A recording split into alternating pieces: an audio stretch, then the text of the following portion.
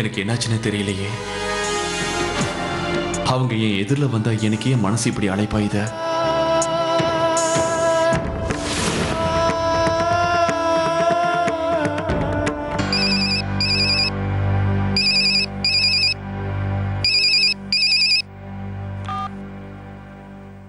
வணக்கம் மாத்தாராம்ஜி. நல்லா இருங்க, நல்லா இருங்க.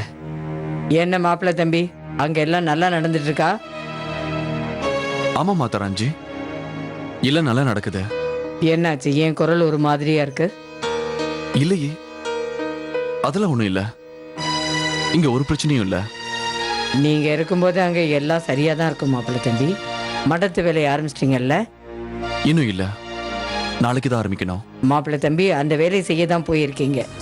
நீங்க அந்த வேலையை முழுமையா செஞ்சு முடிப்பீங்கன்னு எனக்கு நம்பிக்கை இருக்கு. தினமும் நீங்க மடத்துக்கு போய் ஆகணும்.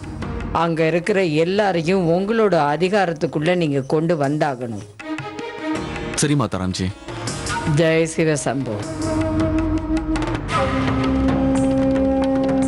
நான் பெத்த அந்த பொண்ணு மாப்பிள்ளைய ஏதோ டென்ஷன் பண்ணிருக்க போல இருக்கு. 600 கோடி ரூபாய் சொத்து, அது நம்ம கைக்கு வர்ற வரைக்கும் நாம சமாளிச்சு தான் ஆகணும்.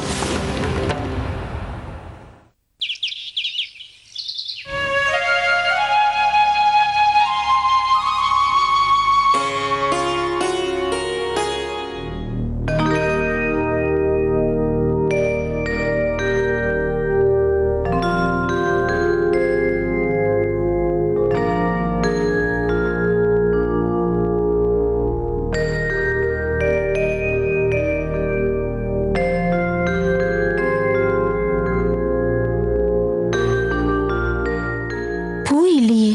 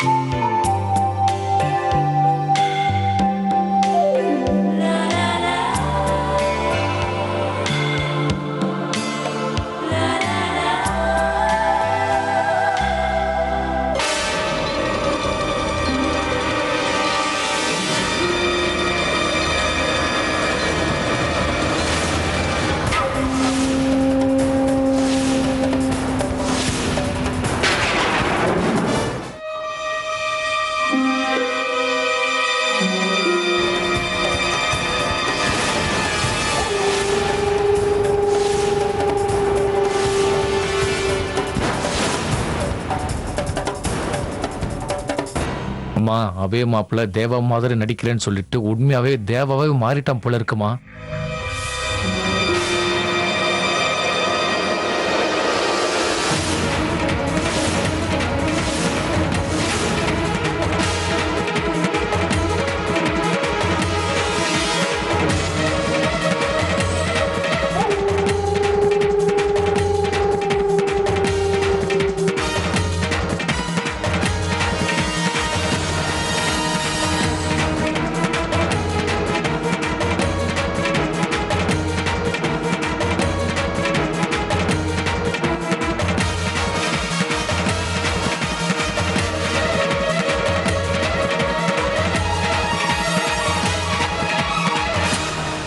மாத்தாராம்ஜி, அது வந்து எல்லா வேலையும் நல்லா போயிட்டு இருக்குல்ல மாப்பிள்ளை தம்பி?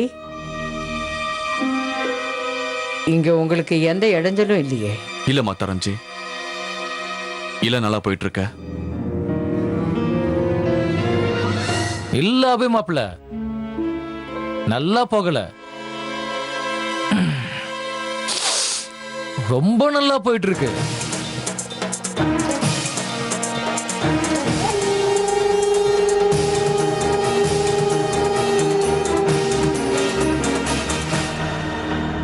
இவங்க ரஜன், ஹனுமான், இவங்க மாதா ராம்ஜி. ராதே ராதே. அம்மா,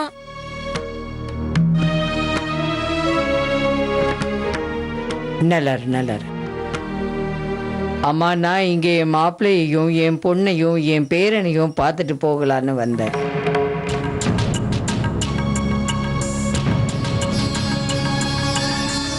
இவர்தான் உங்க மாப்பிள்ளைன்னு நீங்க என்கிட்ட முன்னாடி சொல்லவே இல்லையே. அன்னைக்கு பண்டிதர் பதவியேற்பு விழாக்கு வந்தீங்க, அப்ப கூட நீங்க எதுவும் சொல்லல. இவர் என்னோட அபி மாப்பிள்ளை. ஆனா உலகத்தை பொறுத்த வரைக்கும் இந்த விஷயம் வெளியில தெரியக்கூடாது. அதனாலதான் நான் எதுவும் சொல்லல. அன்னைக்கு நான் அந்த விஷயத்த சொல்லி இருந்தா பிரச்சனை வந்திருக்கும்ல அம்மா. உண்மையை மறைக்கிறது இவ்வளவு ஆச்சரியமான விஷயம் இல்ல.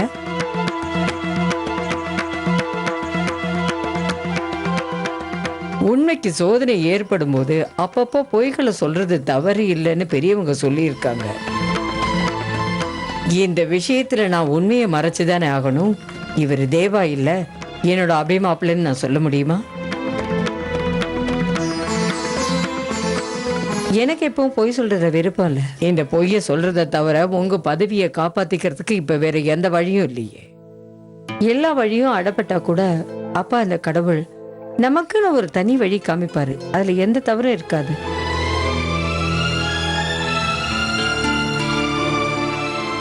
ஏன்பா விவேக், இவங்களுக்கு தெரியலையா உனக்கு?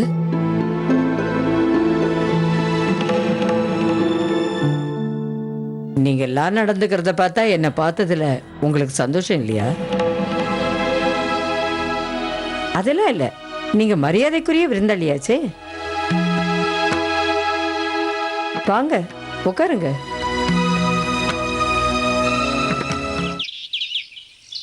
மகா பண்டிதர் பதவி தவறான உங்க கைக்கு போறதை நான் விரும்பல. அதனாலதான் மாப்பிள்ளை தம்பி இங்க வர்றதுக்கு நான் எந்த மறுப்பும் சொல்லல. மாப்பிள்ளை தம்பி எப்பவும் என் பேச்சை தட்டி நடந்ததே இல்லை. என்னை எப்பவுமே அவர் ரொம்ப மதிப்பாரு.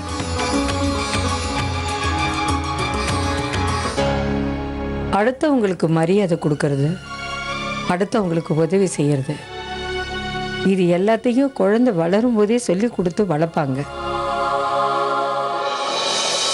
அதுவே குழந்தை வளர்ந்ததுக்கு அப்புறம் இது எல்லாத்தையும் சொல்லி கொடுத்தா அது வராது. ஏன்னா அப்போ அவங்கவுங்களுக்குன்னு தனித்தனி விருப்பம் வந்துடும்ல. நீங்க சொல்றது உண்மைதாம்மா.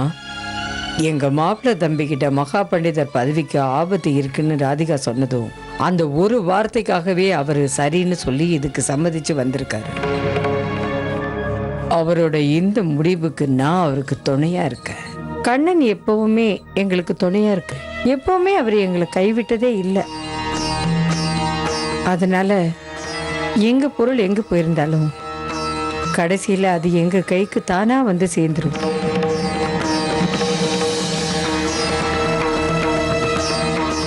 ரஜன் மாப்பிள்ளை தம்பியை பார்த்து ஏதோ ஸ்கூல் விஷயமா சம்மதம் வாங்கணும்னு சொன்னான். அதனாலதான் அவனும் இங்க வந்திருக்கான். எங்க சம்பந்தப்பட்ட எந்த விஷயத்திலையும் எல்லா முடிவையும் எப்பவும் எடுக்கிறது மாப்பிள்ளை தம்பியை தவிர வேற யாருமே இல்லை.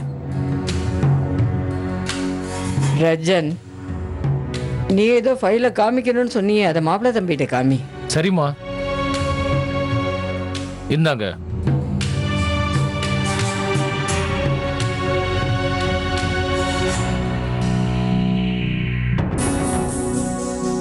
சரி, நான் பார்த்துட்டு உங்ககிட்ட சொல்றேன். அப்புறமா டெண்டர் கொடுங்க.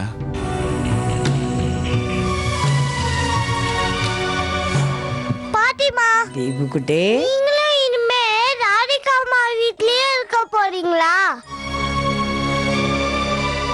இல்லையேடா தங்கம், நான் சீக்கிரமா ஆக்ராவுக்கு திரும்பி போகணும்ல. மாதாராம்ஜி, அவ சொல்ற மாதிரி நீங்களும் எங்க கூட இருக்கலாம்ல.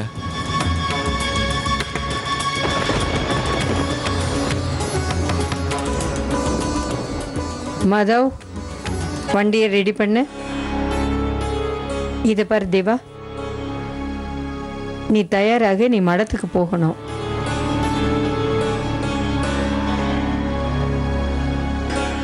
அம்மா எனக்கு ஒரு விஷயம் புரியலம்மா. எல்லாரும் தான் இவரை தேவான்னு நினைச்சிட்டு இருக்காங்க. ஆனா உங்களுக்கு தான் உண்மை தெரியுமே. நீங்க ஏன் வீட்டுல தேவா தேவான்னு இவரை கூப்பிட்டு இருக்கீங்க? கூப்பிடுற பேர்ல என்ன இருக்கு உனக்கு தெரியுமா? அந்த கண்ணனுக்கு எத்தனை பேர் இருக்கு தெரியுமா? அவருக்கு ஜன்மம் கொடுத்த அந்த தேவகி அவரு கிருஷ்ணன்னு கூப்பிட்டா. அவரை எடுத்து வளர்த்த யசோதா, நந்தலால், கோபால், முடிச்ச பேர் எல்லாத்தையும் சொல்லி கூப்பிடல. அதனால இவர் உங்களுக்கு வேணா அப்பே மாப்பிள்ளையா இருக்கலாம். ஆனா எங்களை பொறுத்த வரைக்கும் இவர் தேவாதான்.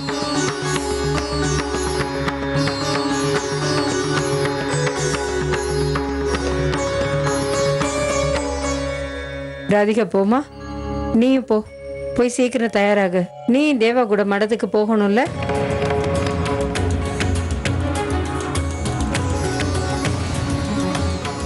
அது சரி, ராதிகா மேடம் எதுக்கு வரணும்?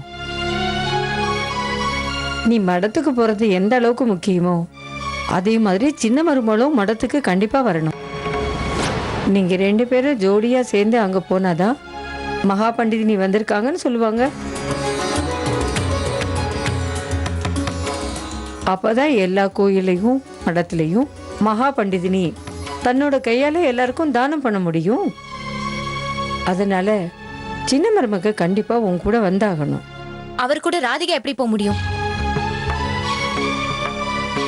அபய் என்னோட புருஷன். அவர் கூட என்ன தவிர வேற யாரும் போக முடியாது. மகா பண்டிதினி இப்போ ராதிகா தானே.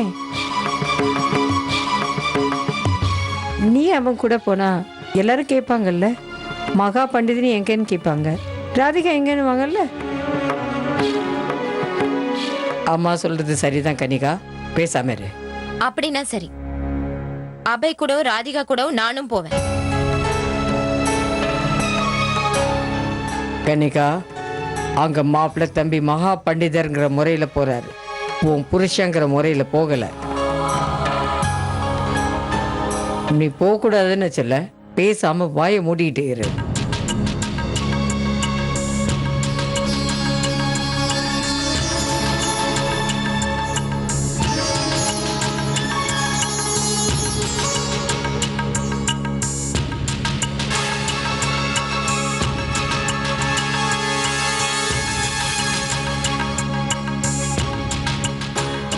ஏய் குட்டிமா, இவ்வளவு சின்ன விஷயத்துக்கு இவ்வளவு பெரிய கோபம் நீ படவே கூடாது. இது ஒண்ணும் சின்ன விஷயம் இல்லனா.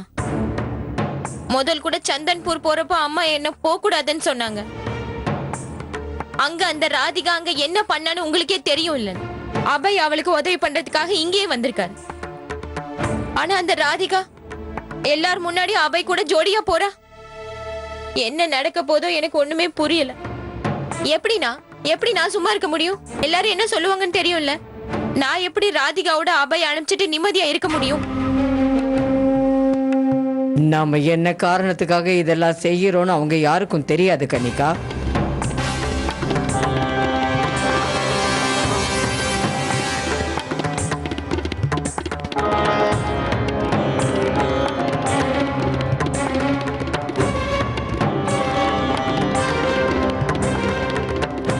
நம்ம கண்ணு முன்னால இப்ப 600 கோடி ரூபாய் சொத்து மட்டும்தான் இருக்கணும் கனிகா. மாப்பிள்ளை தம்பிங்க மகா பண்டிதரா சந்தோஷமா இல்ல, நம்ம வியாபாரத்தை வெற்றிகரமா முடிக்கிறதுக்கு தான் வந்திருக்காரு. ஆனா நீ இப்படி பண்ணினீன்னா தேவையே இல்லாம பிரச்சனை ஆயிடும். என் யோசனை எல்லாமே வீணா போயிடும். கொஞ்ச நாள் பொறுமையா இரு.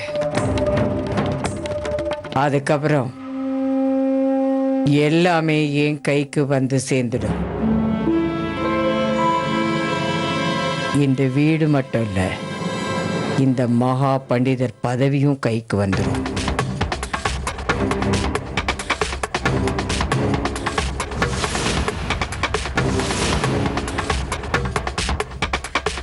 அதுக்கப்புறம் நம்ம கிட்ட இருந்து யாராலையும் எதையும் அடைய முடியாது.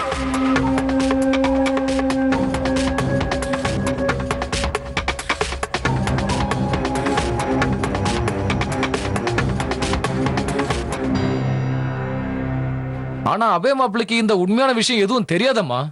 அப்புறம் எப்படி உங்க யோசனை வெற்றியடி நினைக்கிறீங்க? இல்லம்மா, நான் எனக்கு தோணுத ஆரம்பத்துல எனக்கு கூட இந்த விஷயத்துல பயம் இருந்தது ரஜன். அதனாலதான் நான் இப்ப கிளம்பி வந்தேன். ஆனா இங்க வந்து பார்த்ததுக்கு அப்புறம் என் கவலை எல்லாம் போயிடுச்சு. அவங்க எல்லாரும் சாதாரணமானவங்க கனிகா. அவங்கள நினைச்சு பயப்பட வேண்டியதே இல்லை. ராதிகாவும் அவங்க குடும்பமும் எவ்வளவுதான் முயற்சி பண்ணாலும் மாப்பிள்ளை தம்பியை நம்ம கிட்டேருந்து பிரிக்கவே முடியாது. எனக்கு அவர் மேல முழு நம்பிக்கை இருக்கு. நீ என் பேச்ச கேளு, உன் கவலை இதோட விடு, நிம்மதியா இங்க இரு. அம்மா, ஒருவேளை ராதிகாவும் அபயும் தனியா இருக்கிற போது ஏதாவது நடந்துருச்சுன்னா என்ன பண்றது? அம்மா, குட்டிமா சொல்றதும் சரிதானே. 2 பேருக்கும் சின்ன வயசு, ஏதாவது தெரியாம நடந்துருச்சுன்னா நம்ம என்ன பண்றது? நல்லது எது கெட்டது எதுன்னு எனக்கு நல்லா தெரியும் ரஜன். இந்த விஷயத்தை நீ முதல்ல புரிஞ்சுக்க. புரிஞ்சதுக்கு அப்புறம் இந்த விஷயத்தை உன் தங்கச்சிக்கு எடுத்து சொல்லு. அவளுக்கு நல்லா புரிய வை. அம்மா, ப்ளீஸ் என்னை இங்க தனியா விட்டுட்டு எங்கேயும் போகாதீங்க. நீங்களும் இங்கே இருங்களேம்மா. என்னால இங்க இருக்க முடியாது கனிகா. எனக்கு ஆக்ராவில் நிறைய வேலை காத்துக்கிட்டு இருக்கு. புரியுதா ரஜன்?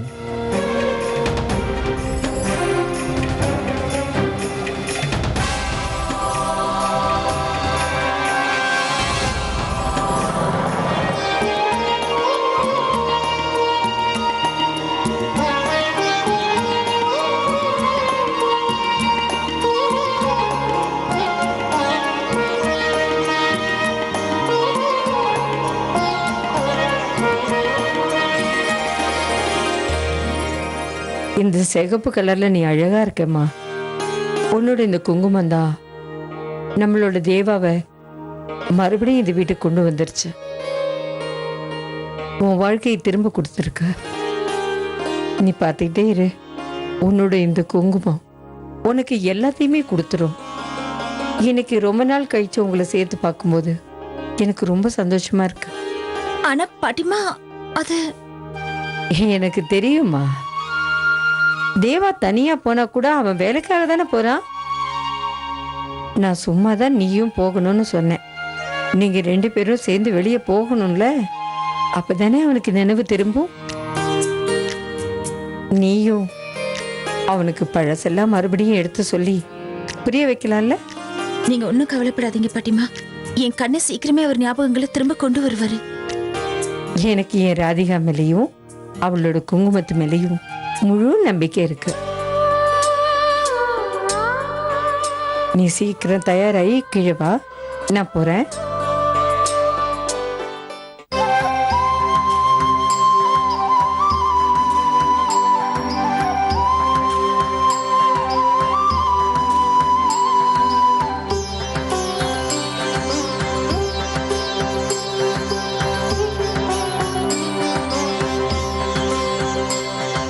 நான் தயாராயிட்டேன். சின்ன மருமகளும் இப்ப வந்துருவாப்பா.